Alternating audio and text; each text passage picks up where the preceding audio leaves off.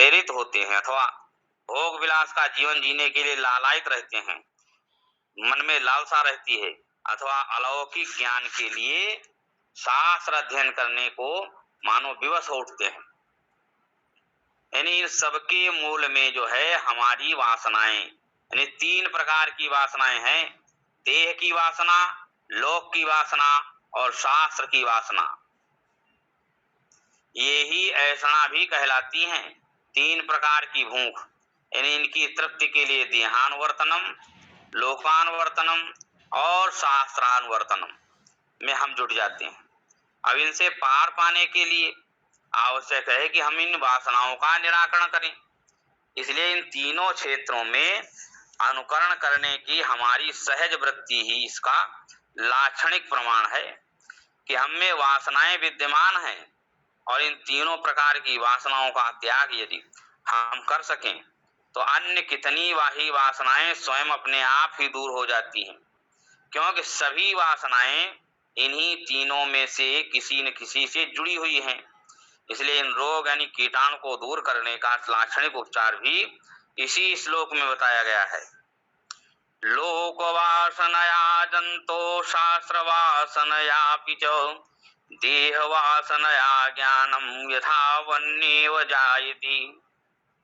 अब देखिए, संसार के पीछे भागते रहने की कामना, शास्त्र के अकारण अध्ययन की तृष्णा और देह को पुष्ट करने की उत्कट लालसा, इन्हीं के कारण लोग यथार्थ ज्ञान को, यथावत यानी मोक्ष को प्राप्त नहीं कर पाते हैं।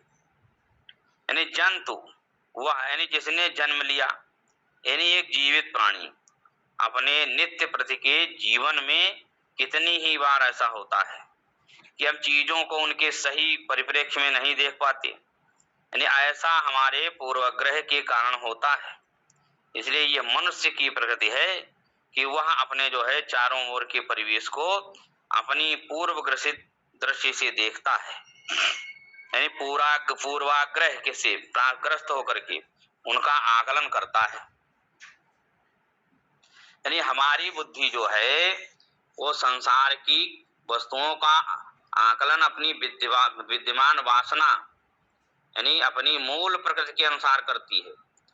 जैसे यदि मुझे अब आपसे चिढ़ है तो मैं आपके समस्त कार्यकलाप को गलत, दूषित और तुच्छ होने का प्रमाण पत्र दे दूंगा, भले ही आप कोई अच्छा कार्य ही क्यों न कर रहे हो।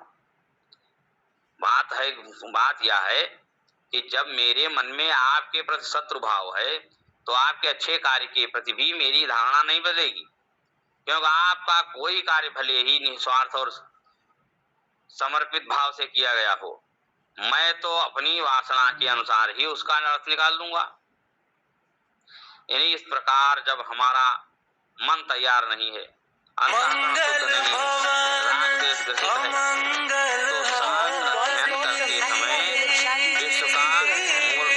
का जो मूल तत्व यानी हमारी दृष्टि से जो ओझल है हो जाएगा, और हम अपनी पूर्वाग्रह जो है ग्रसित समझ के अनुसार शास्त्र वाक्यों को तोड़ मड़ोड़ करके जो है अपने मन के अनुकूल अर्थ निकाल लेंगे, यानी हमारी वासनाएं हमें सही अर्थ समझने नहीं देंगी। इस प्रकार एक दूषित मन जो है वस्तुओं को यथावत जान सकने में अक्षम अथवा अनुपयुक्त रहता है। इसलिए हमारे अंतःकरण में उदित होने वाली समस्त प्रकृतियों यानी वासनाओं को मोटे तौर पर 3 कोटियों में रखा जा सकता है।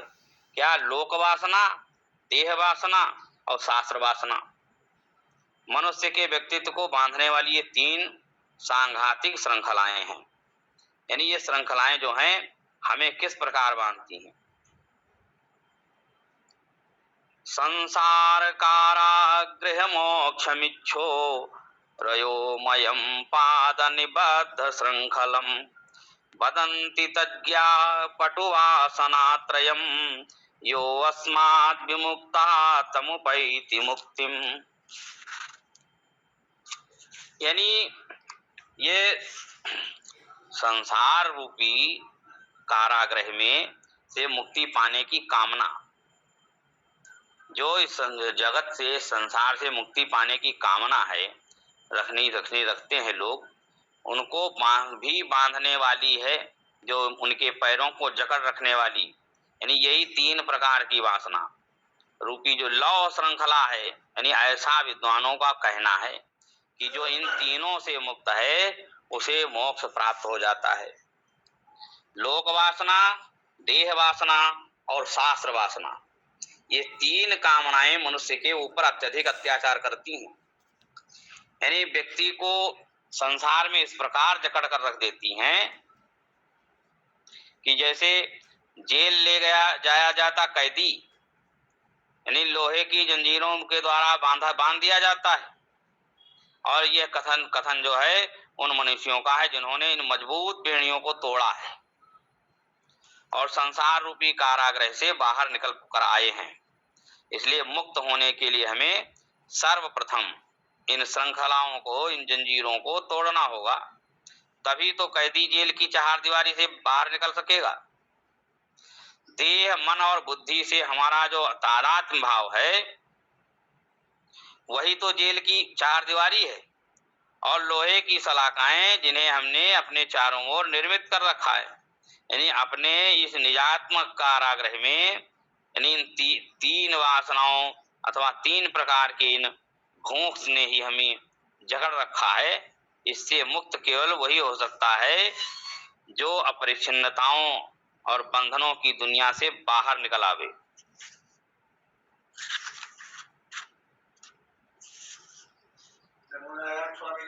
नारायण हरिओ।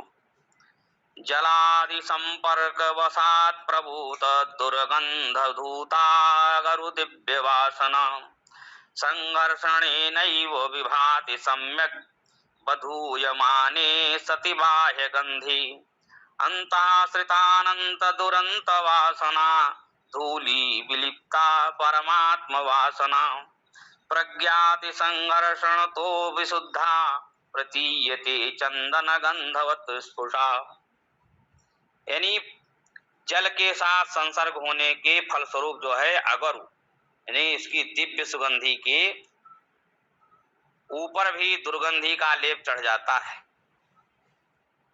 किंतु ज्यों ही उसे घिसा जाता है तो घिसने के परिणाम स्वरूप वह दुर्गंधि दूर हो जाती है और अगरु की दिव्य सुगंध प्रकट हो जाती है।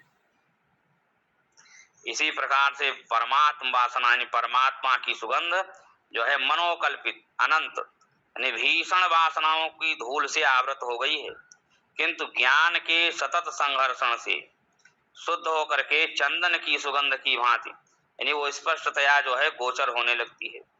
इसलिए वासनाओं के कारण मनुष्य का व्यक्तित्व मानो सड़ने लगता है और काम, क्रोध, लोभ, मोह की दुर्गंध से भर जाता है।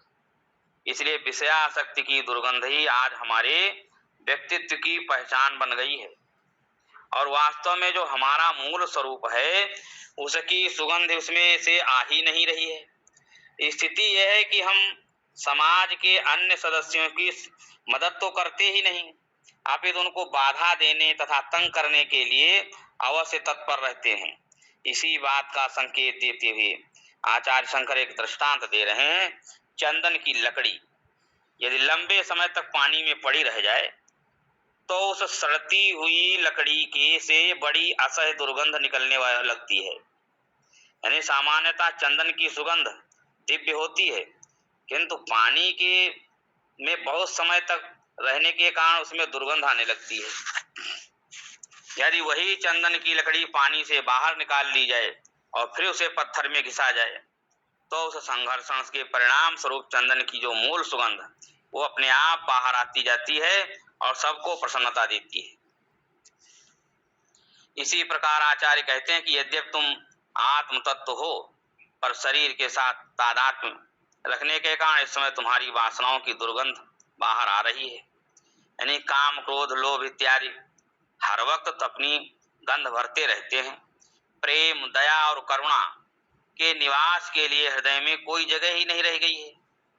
अब अपनी मूल स्थिति को वापस लाने के लिए इस व्यक्तित्व को भी संघर्षण प्रक्रिया की आवश्यकता है। अब इसे ध्यान की साधना अवस्था में, यानी प्रज्ञान से मैं ब्रह्म हूँ, इस उच्च ज्ञान से बारंबार घिसना चाहिए। यानी गंदगी एवं दुर्गंध दूर होती जाएगी और व्यक्ति का जो सत स्वरूप है वो निखर करके आएगा। अब यहाँ समझने की बात है कि संघर्षण के द्वारा हम चंदन की लकड़ी को कोई सुगंधी प्रदान नहीं कर रहे हैं। अरे उसकी गंध तो उसमें पहले से ही है। हाँ, ये जरूर है कि वह उपलब्ध नहीं हो पा रही थी पानी में सड़ जाने के कारण। ठीक इसी प्रकार दिव्यता तथा ईश्वरीय तत्व कहीं बाहर से ला करके हमको नहीं दिया जा रहा है। उपनिषदों का तो उद्घोष है तत्त्वमसि, यानी वह तुम हो। इसलिए आंतरिक दिव्य सुगंध इस समय गंदी वासनाओं की धूल से आवृत हो गई है। यानी ये गंदी वासनाएं लोक संबंधी, देह संबंधी और शास्त्र संबंधी हैं। हम में निहित दिव्यता जो है हमारी इन मूल प्रवृत्तियों के कारण अपने आप को प्रकट कर पाने में समर्थ नहीं हो पा रही है। व्यक्तित्व की दुर्गंध ही इस समय फैल रही है। ऐसी परिस्थिति में व्यक्तित्व को रगड़ने की आवश्यकता है। सही यानी यथार्थ ज्ञान, वास्तविक ज्ञान से उसको रगड़ना चाहिए। ध्यान करते करते जब यथार्थ ज्ञान यानी अंतःकरण में उदय होता है तब वह दूषित और निरर्थक वासनाओं को छोड़ देता है। और जब गंदी और दूषित वासनाएं जो है निकल जाती हैं तब आत्म तत्व स्वयं प्रकाशित होने लगता है। ठीक वैसे ही जैसे संघर्षण के फलस्वरूप चंदन की लकड़ी से दिव्य सुगंध आने लगती है। समय भी पूरा हो गया है और ये 74 श्लोक तक हम आप पहुंच चुके हैं। ओम पूर्णमदः पूर्णमिदं पूर्णात् पूर्णमुदच्यते पूर्णस्य पूर्णमादाय पूर्णमेवावशिष्यते। ओम शांति शांति शांति। श्री सच्चिदानंद भगवान की जय। पूज्य श्री सद्गुरुदेव भगवान की जय। जय श्री कृष्णा। राधे राधे।